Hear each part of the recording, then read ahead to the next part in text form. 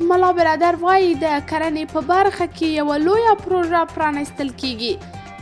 دا چې نور یې څه ویلي همدې ویډیو کې وګورئ او چینل سبسکرایب کړئ.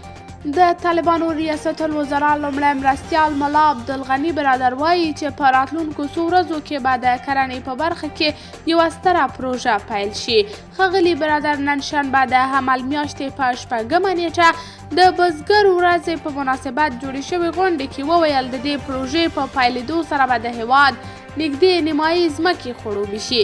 د ویلو ده چې طالب چارواکو د دې پروژې په اړه نور معلومات نه دي ورکړي. نوموړي افغان بزګرانو ته ډاډ ورکړ چې د کرنې په سکتور کې حکومت د بزګرانو ملاتړ ته ژمن دی او په وینا یې چې له دوی څخه به هیڅ ډول مرسته ونه سپمول شي. ملا عبدالغني برادر د کرنې د سکتور پیاوړتیا، د هیواد د کرنیز سیستم ماشیني کول، د کانالونو جوړول، د زراعتي محصولاتو صادرول او د اصلاحي تخمونو ویشل د حکومت له لومړیتوبونو څخه یاد کړل.